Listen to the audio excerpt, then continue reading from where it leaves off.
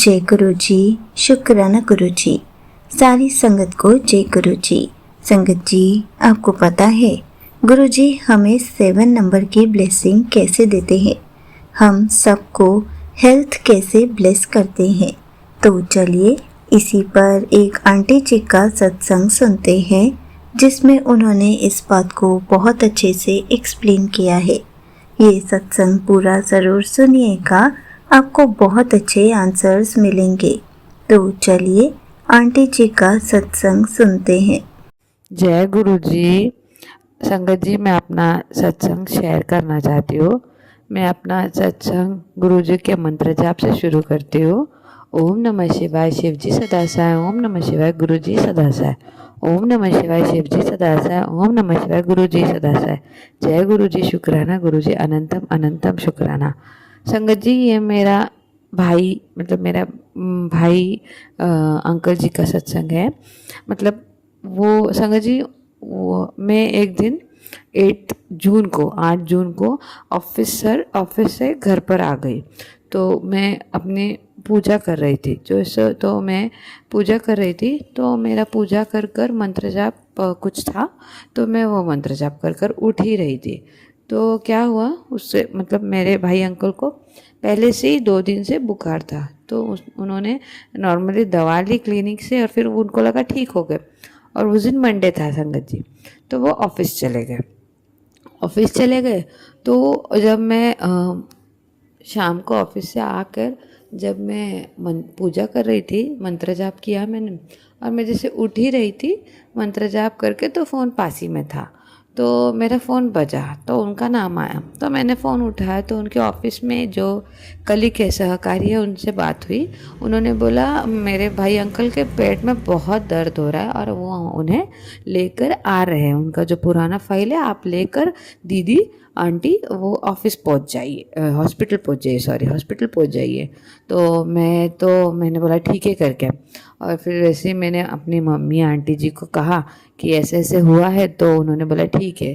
तो संगत जी क्या है, जब भी वो बीमार हो जाते हैं मेरे ब्रदर अंकल, तो उनको बहुत तकलीफ़ होती है, हॉस्पिटलाइज ही करना पड़ता है, मतलब एडमिट ही करना पड़ता है। तो फिर मैंने अपना फटाफट ऑफिस से ही आई थी, तो मम्मी आंटी ने मुझे अपने लिए थोड़ा सा खिचड़ी होता है, दाल खिचड़ी, वो दे दी खाने के लिए, और उनके लिए भी पैक कर ली। मैं पूरा सामान जो भी है, जो भी ज़रूरत की चीज़ें, वो पैक करके मैं हॉस्पिटल चली गई। मैं वहाँ पे गई, तो मैंने निकलते समय ही उनको आधे रास्ते से ही फ़ोन किया, आप पहुँच गए क्या?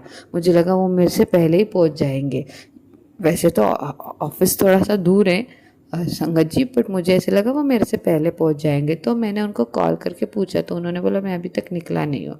तो संगत जी मैं पहुंच गई हॉस्पिटल जाके मैं रुकी संगत जी, और फिर बाद में मैं रुकी रही। फिर वो ब्रदर अंकल मेरे आए 10:15 10:20 को, 10 बजकर गए थे, 10:20 हो गए थे, तब वो आए फिर डॉक्टर को दिखाया। तो डॉक्टर को उनको पहले से स्टोन का पेन होता था, तो उन्होंने बताया संगत जी मेरे भाई अंकल को इतना पेन हो रहा था संगत जी, बहुत पेन हो रहा था। कुछ भी नहीं वो समझ में, मतलब वो बैठ भी नहीं पा रहे थे ना उठ पा रहे थे, बहुत तकलीफ़ हो रही थी, बहुत ज़्यादा। वो उसमें क्या हुआ संगत जी, हम गए तो हमें ना स्पेशल रूम भी नहीं मिला, तो जनरल वार्ड में ही रखना पड़ा उनको। तो वो ना गर्मी भी हो रही थी, बहुत तकलीफ़ें हो रही थी।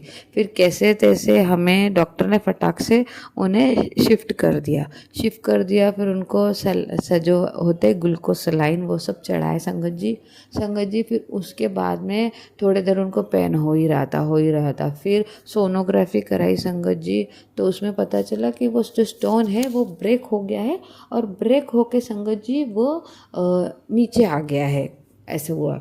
तो हम तो उनको बहुत पेन हो रहा था। फिर मेरे पापा जी भी आए, फिर मैं और पापा जी वहाँ रुके थे। फिर ऐसे करके उनका पेन ना थोड़ा थोड़ा करके कम हुआ। फिर 1 बजे फिर मेरे भाई अंकल बोलने लगे नहीं आप लोग जाओ, मैं रुक लूँगा अकेला। तो हमने कहा नहीं करके, तो उन्होंने बोला नहीं आप जाओ करके, मैं रुक लूँगा। तो भी ऐसे कर करके संगत जी 1:30 हुए रात के। ठीक है। तो उन्होंने बोला कि नहीं एक काम करो आप जाओ करके, तो हम फिर 1:30 हुए तो संगत जी मैंने फिर ओला किया, मैं और पापा जी आ गए क्योंकि वहाँ पे हमें वो स्पेशल रूम नहीं था, तो हमें मतलब वहाँ पे रुकने के लिए बैठने के लिए एक बेड था एक्स्ट्रा बगल में ही, बट वहाँ पे मैं और पापा कैसे रुकेंगे, इसलिए उन्होंने बोला मुझे थोड़ा ठीक लग रहा है तो अभी ज़्यादा तकलीफ होता है तो मैं ये कर लूँगा, पर आप जाओ अभी। मैं थी ना, एक होता है ना बहन रुकी है, तो उन्होंने मुझे और पापा जी को भेज दिया।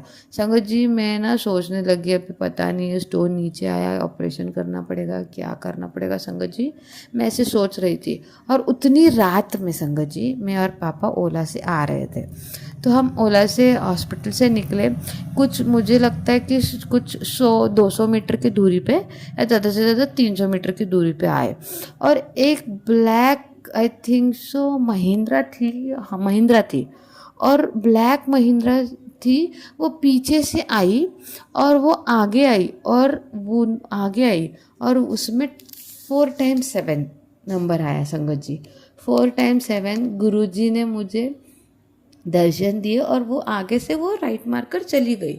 संगत जी मुझे फर्स्ट टाइम 4x7 दिखे, जबकि मैं सोच रही थी अभी ऑपरेशन करना पड़ेगा क्या, मतलब ऐसे मतलब दिमाग में आ रहा था।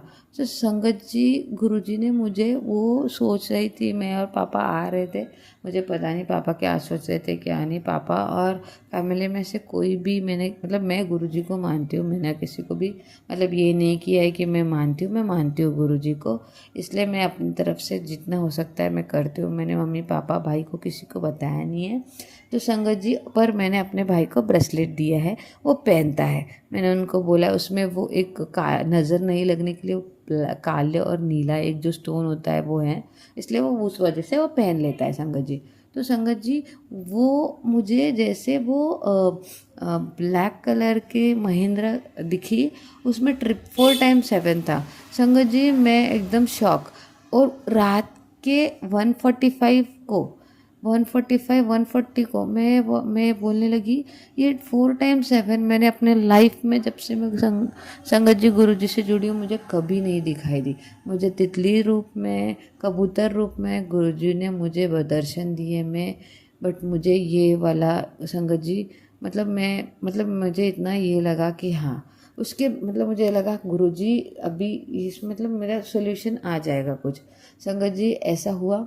उसके बाद में जब दूसरे दिन हम गए, मैं सुबह उठी, फिर मैं फ्रेश हुई, फिर मैं भाई के लिए लेकर गई, फिर हमने सिटी स्कैन निकाला।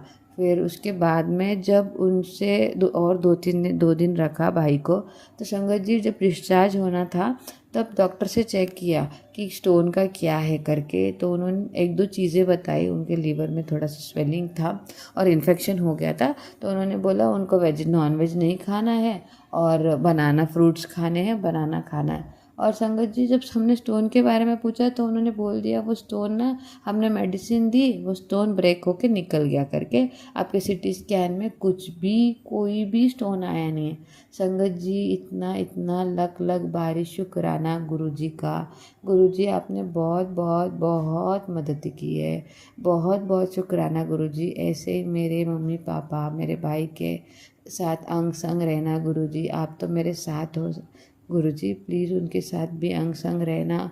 और शुक्राना बहुत बहुत शुक्राना गुरुजी। शुक्राना आंटी जी जो मेरा सत्संग अपने चैनल पे शेयर करेंगे। अनंतम अनंतम शुक्राना गुरुजी। आंटी जी को भी ब्लेस कीजिए, हमें भी ब्लेस कीजिए, और जो संगत ये सत्संग सुनेगी और जो संगत ये सत्संग शेयर करेगी उनको भी ब्लेस कीजिए गुरुजी।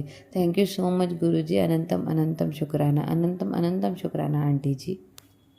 Thank you so much aunty ji, आपने अपना सत्संग पूरे गुरु परिवार के साथ शेयर किया। संगत जी आपको पता है गुरुजी हर पल हमें अपनी ब्लेसिंग्स देते रहते हैं। कभी 7 नंबर की ब्लेसिंग देते हैं, कभी हमें अपनी प्रेजेंस फील करा जाते हैं, कभी ओम रूप में दर्शन दे जाते हैं, कभी फूलों की खुशबू देकर अपनी प्रेजेंस फील करा जाते हैं, कभी कबूतर रूप में ब्लेसिंग देते हैं, कभी मोर रूप में आकर दर्शन दे जाते हैं। हर पल किसी न किसी रूप में आकर प्रेजेंस फील ज़रूर कराते हैं और हमें हर पल ब्लेस करते रहते हैं।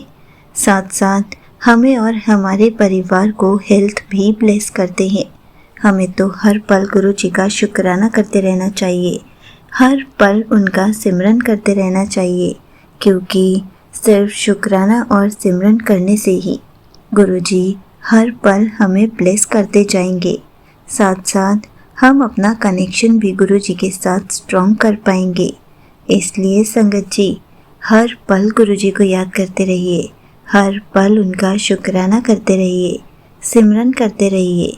उसके बाद देखिए कैसे गुरु जी आपको क्या क्या ब्लेस कर जाते हैं, कैसे आपकी लाइफ में खुशियाँ भर जाते हैं। जय गुरु जी, शुक्राना गुरु जी।